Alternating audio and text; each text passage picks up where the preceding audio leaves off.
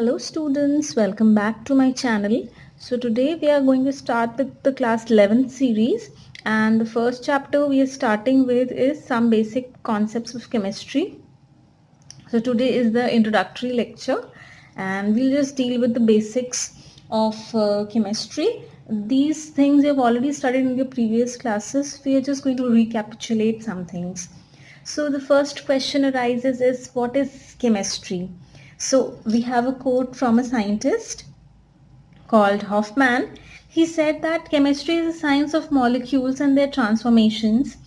It is a science not so much of 100 elements, but of the infinite variety of molecules that may be built from them. This is such a nice quote. This explains the gist of chemistry, that it is a science of not hundreds of molecules. At the moment, hundreds of molecules have been discovered, but it is not only about them, it is about the millions and millions of molecules which can be formed from these elements. So in chemistry in totality, we study all these and their interactions with surroundings and everything.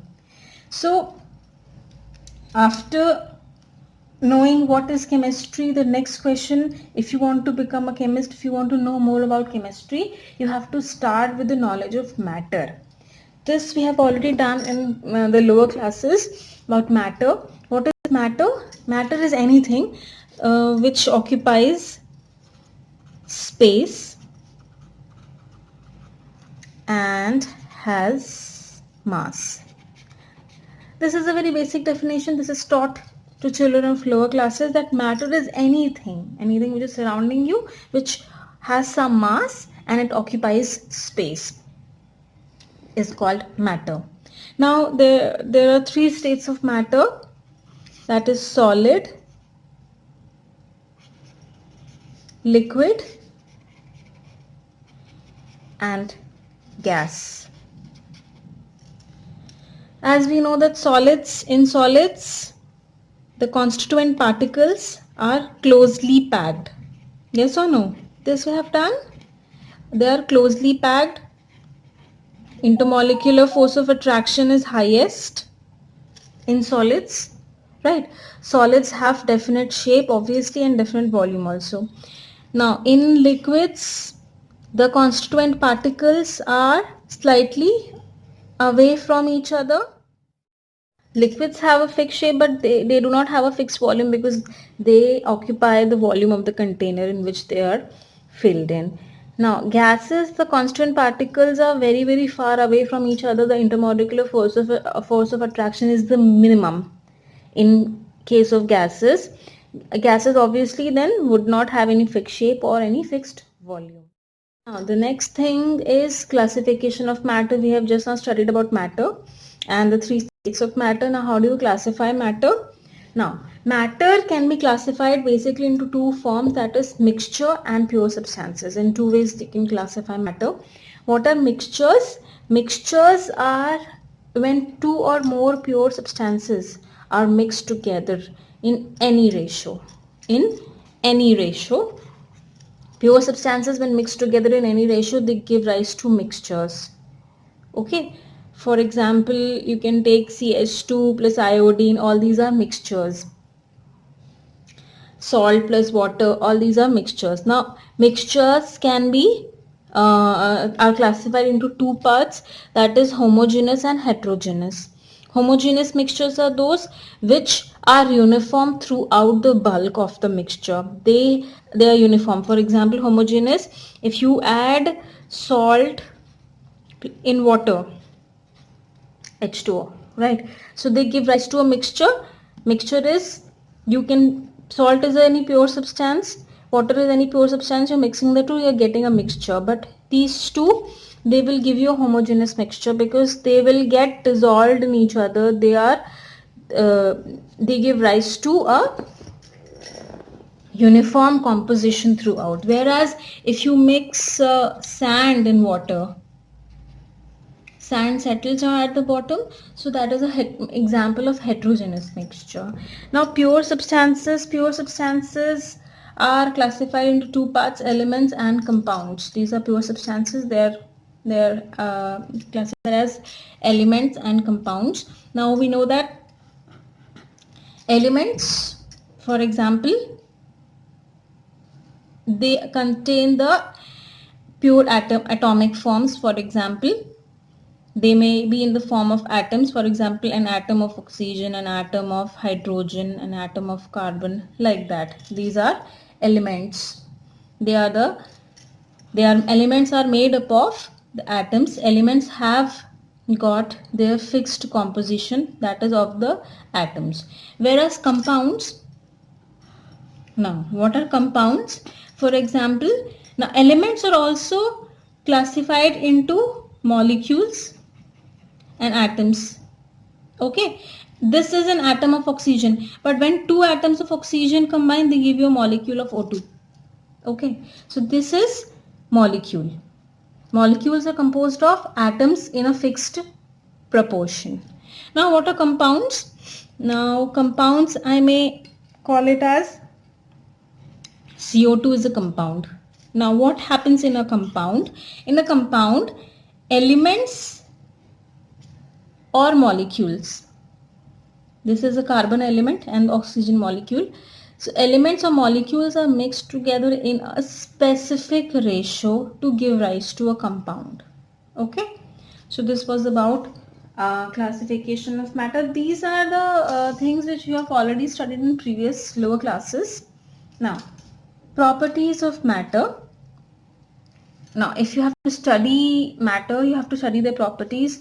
The properties can be divided into two parts, physical properties and chemical properties. In physical properties, like if you're studying color, odor, all these are physical properties. There is basically no change in the identity of the substance.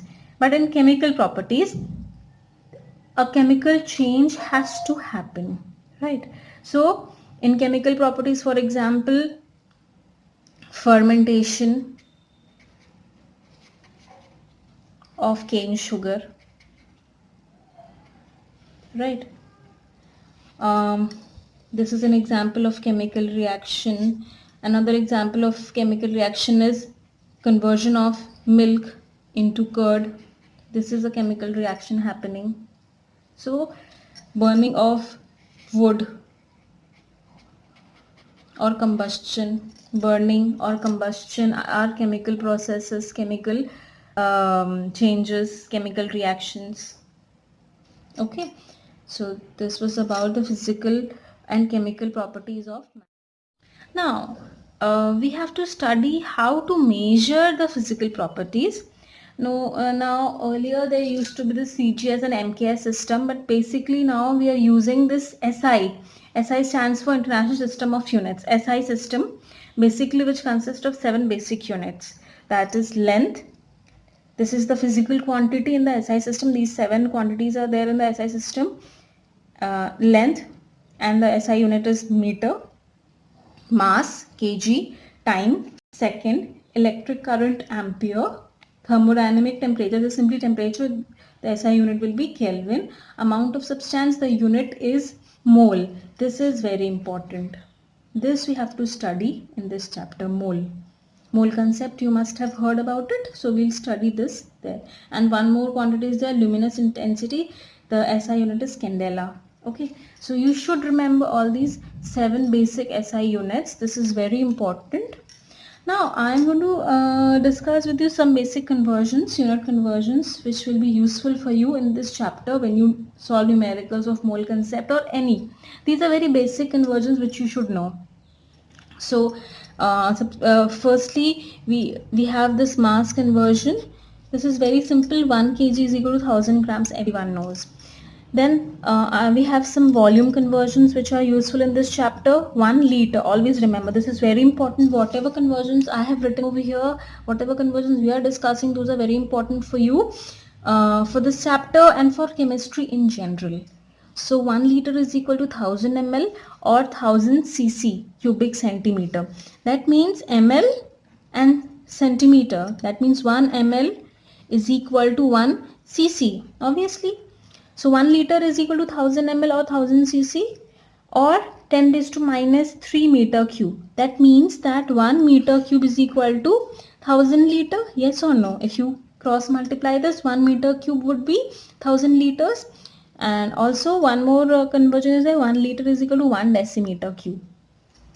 So 1 liter is equal to 1000 ml or 1000 cc or 10 raised to minus 3 meter cube or 1 decimeter cube. These conversions of volume are useful for you. Next is pressure conversions. 1 atm is equal to 1.013 to 10 raised to 5 Pascal. What is pressure? Pressure is force per unit area. So basically some important units of pressure which are used are, we are going to discuss that and their conversions.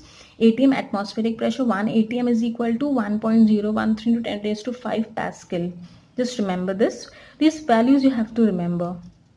Or in kilopascal, if you're saying 101.3 kilopascal, 1 atm is also equal to 760 mm of Hg or 76 centimeter of Hg or 760 torr. Torr is another unit of pressure, and it is also equal to 1.013 bar. So bar is an important unit of pressure. ATM is an important unit of pressure.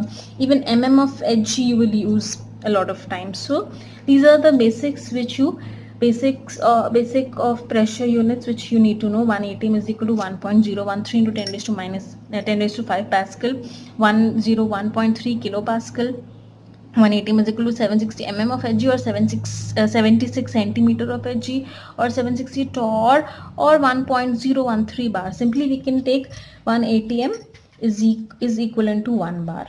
Almost. No, this is 1.013. Now last conversion which we need to discuss, very important, is temperature conversions. There are basically 3 temperature units that we use, that is Kelvin, degree Celsius and degree Fahrenheit. Degree Celsius everyone knows. Now how to convert degree Celsius into Kelvin? Now if you have to convert degree Celsius into Kelvin, just add 273.15 or simply 273. The actual value is 273.15, but we usually do it as 273 only. So degree Celsius plus 273.15 will give you the Kelvin value. Similarly, degree Celsius 9 by 5 of the degree Celsius value plus 32 will give you the degree Fahrenheit. Please don't forget this 9 by 5. Students often forget this 9 by 5. You have to do 9 by 5 of the degree Celsius value. For example, if you've got 25 degrees Celsius and you have to convert it into degree Fahrenheit, right? So what you will do? I'll write here 25 degrees Celsius to be converted into degree Fahrenheit, right? So 25 into 9 by 5 plus 32. This you have to do. Okay, so these were the basic conversions which will be beneficial for you, which will be useful for you. So this was about today's lecture, in which we have discussed some very basic things about chemistry. So in the next lecture we are going to do mole concept. Just now I have told you amount of substance is calculated in moles. The SI unit is mole. So this we are going to do mole concept in the next class. So till then, thank you for watching and stay tuned.